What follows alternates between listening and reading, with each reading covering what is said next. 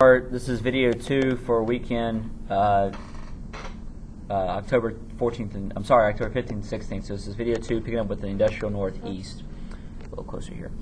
All right, so the Industrial Revolution originally centered in textile factories, but new goods by the 1830s had expanded. You're gonna so from 1800 till the 1830s, most of what our manufacturing was based around was textiles, and that's mostly just in New England. But by the 1830s, we expanded new things like farm implements, like John Deere steel plow and so forth. So we began to build more farming equipment in factories. Also things, anything from like clocks to shoes. So we're beginning to expand and do more manufacturing of different types of goods. Still nothing massive, but we're still beginning to see the beginnings of industrialization with factories expanding beyond textiles now. All right, so organized labor. This goes back to unions again. So industrial development meant large amount of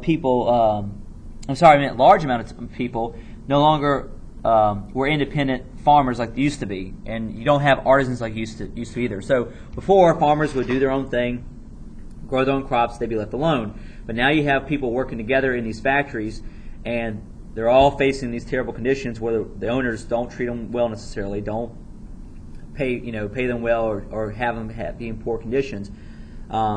They're less independent than before, which means they have to make money in the factory to be able to buy goods for themselves. They're not growing their own food anymore. And the artisans, the craft makers, those guys are dying out too. The guys who sat around making shoes, making clothes, those guys don't exist anymore because they're running out of business because of factories.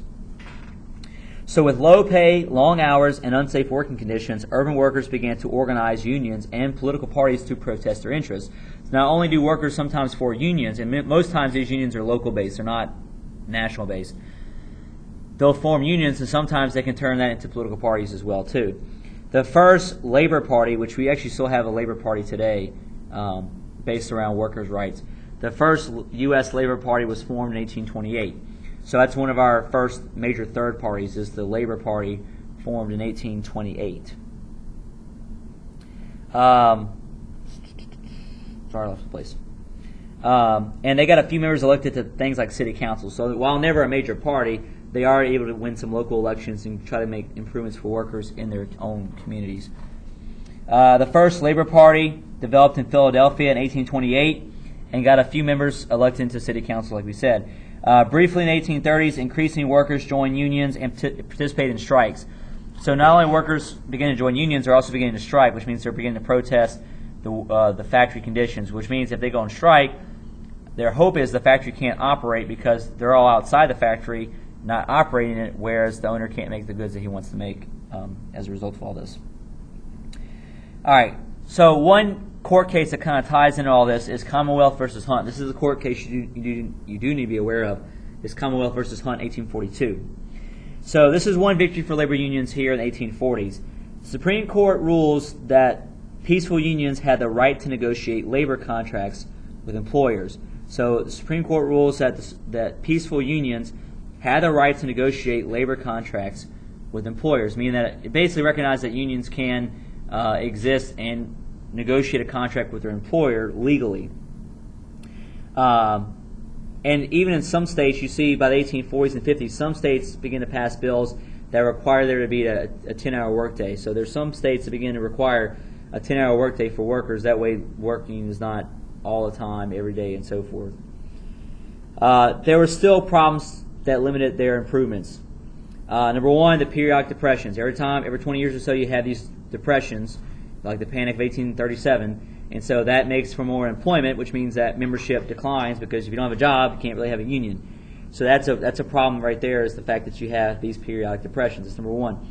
Number two, employers and the courts were typically hostile. Even in spite of that court case in 1842, most employers and most state courts are very hostile towards unions and don't want to recognize or give them any kind of respect. And the third issue is that you have an abundant amount of immigrants coming to this country that offer cheap labor, especially by the 1840s. Once you have all these people piling into the countries, you have a lot of them who are willing to work for really cheap, and that undermines a lot of the Americans at the time, because if they want to fight in their unions to get better pay, better hours, immigrants come along and they can work and work for cheap, and they don't care because whatever they're leaving behind in Europe it's better here. So it's hard to get improvements in factories because you have all these different issues. Urban life.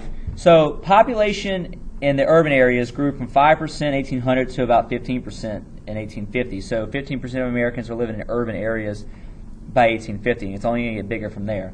So more people are moving to cities, and as factories get bigger and bigger, offer more jobs, more people just pile into cities. So with rapid expansion, you also get slums. So when a city expands too fast, without proper planning and proper management, you get some rundown parts of areas of town. People are making low wages, which means they can only afford low-income housing. So you have some people moving into older, dilapidated buildings that are not well kept up, or there are cheap buildings that are built for working class people that are not well developed. Like may not have windows built into them, may have no plumbing inside, which all these things aren't required at this point. So you have a lot of cheap housing being built for workers that are just terrible. And so a lot of people, the working class folks, the lower income folks, end up living in slums. So in the 1840s and 50s, once you see factories becoming much more prominent in society and in cities, a lot of these working class types are living in slum areas where it's very low income. They're having to deal with crowded housing. You have what's called tenements, and I'm going to bring this term up later on again. You have what's called tenements built, Tenements. These low-income, multi-story apartment buildings where you basically try to build as many rooms as possible. You don't have to provide lighting or plumbing or windows or anything. But it's cheap housing that anybody could afford, basically, and that's what a lot of these people have to live in. And you have crowded parts of cities because you have multiple families living in these buildings, and it gets more and more cramped.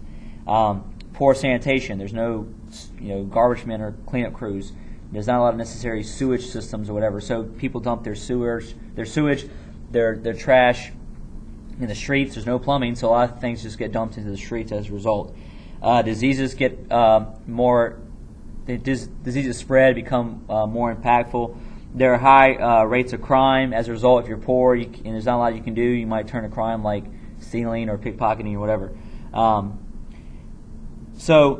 in spite of these growing problems in cities, and which won't really be addressed until the late 1800s, there are new opportunities that continue to bring Native Americans, like U.S., like white Americans, and immigrants. So there are people who still continue to abandon farming, who come and live in cities, and there's also lots and lots of immigrants who come throughout this time period to come into America to find a job or new opportunities in a city. They were looking at African Americans. In 1860, there are only 250,000 African Americans living up north. So only 250,000 African Americans actually lived up north, which means the vast majority still live in the South. So that 250,000 African Americans up north, that's only 1% of African Americans in the entire country at this point. With the other sad stat with that is that 250,000 also represented 50% of all free blacks in America. So the other 50% were in the South or other areas like maybe some western regions, but that 250,000 represented a majority of the free blacks by the 1830s or 1860s, excuse me. Free African Americans could have a family and sometimes own land, but no economic or political equality existed in the North due to prejudice. So even if you're African American up north and you had a better life than you did in the South, you're still treated like second-class citizens. So you can have a family and you had limited property ownership, but you're pretty much still treated with less legal rights than whites, and you don't, if a guy's hiring people for a factory, they might hire a white guy before they hire a black guy. So it's things like that are still limiting America at this point. In the mid-1800s, immigrants displaced African Americans from jobs held since the Revolution. So, the North is also very prejudiced, too. I mean, the South is much more radically and aggressive prejudice, but the North has this prejudice as well. So as more immigrants come in from Europe, again, these owners tend to hire those guys before they end up hiring an African American that's been in America since, their grandparents were here. And so over time, you see fewer and fewer blacks hired into factories up north as a result. A lot of times, African Americans were also denied union membership, and they're only hired as strike breakers. So whenever there's a strike, you bring in what's called a strike breaker or a scab, someone to work temporarily. And now a lot of times, the only time they were actually brought in was to come work temporarily. So whenever the real workers came back, African Americans a lot of times got the boot as a result. Okay, now we're looking at the agricultural Northwest, so like the Ohio, Indiana, Illinois, Wisconsin, Michigan areas. So this developed from the original land that the Northwest Territory, the old Northwest Territory, the Northwest Ordinance, going back to the Articles of Confederation. That's what that region developed from, and that's how it all got laid out as far as how they were going to make states and so forth. It remained unsettled for a while due to the reliance on the Mississippi River for transportation. So because it was hard to get around anyway in those areas besides the Mississippi River or other offshoot rivers, most of that area stayed unsettled. So most of the first communities start like around the Great Lakes, like Cleveland, Chicago, Detroit, and so on. But all the other areas around there stayed pretty uninhabited because it was hard to get to it. It remained unsettled because of the transportation limitations. By the mid-1800s, it's tied closer to the rest of the country because of the military driving out the Native Americans, like we talked about in the War of 1812, with Tecumseh and so forth. Also, too, because of canals and railways. Because of canals and railways and the driving out Native Americans, all that land becomes much more open and much easier to access, which means it gets to become more settled, which means you get states as we get closer to the mid-century.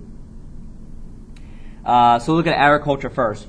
So this region, the old Northwest region, was still mostly agricultural. They grew large grain crops. So what they mostly grew in the old Northwest area was large grain crops like corn and wheat, which was very profitable. Everybody needs corn and wheat, essentially. So they were cash crop farmers, big-time commercial farmers. The steel plow and reaper allow family farms to produce more with fewer workers. So when you have improvements to technology like the reaper and the steel plow, you can turn your family farm into a massive farm that produces cash crops or commercial farming, which makes you and your family rich, potentially. They ship to urban areas across the country to sell, but they also ship different things like pig, cattle, meat. They also could distill whiskey and beer because they grew corn and wheat too. So they also engaged in some other activities like that as well and made money off of those side activities off of farming. Then you look at new cities. After 1820, Buffalo, Cleveland, Detroit, Chicago developed along the Great Lakes. So those major cities developed along the Great Lakes after 1820s. A lot of it has to do with canal building and so forth. So Buffalo, Cleveland, Detroit, Chicago, all developed along the Great Lakes, but all developed as a result of more transportation. Cincinnati and St. Louis developed on major rivers. These become transfer points or processing for farm goods. So back in those days, you'd have your farm, and you bring your goods to places like Chicago, Detroit, to be able to put on a canal or put on some kind of ship or put it on a railway eventually and ship it across the country. So those cities, which eventually become major cities, originally started off as agricultural transfer points at that time. And it was a way to be able to ship goods back east. All right, so we're going to stop there on the two sections of the North. I know this stuff's kind of dry, but we still have to go through it and kind of learn about the market effects and so forth. I promise that Chapter 15, Chapter 16 stuff's a bit more interesting than some of this stuff, but we'll stop here for the weekend videos. Have a weekend. We'll see you on Monday.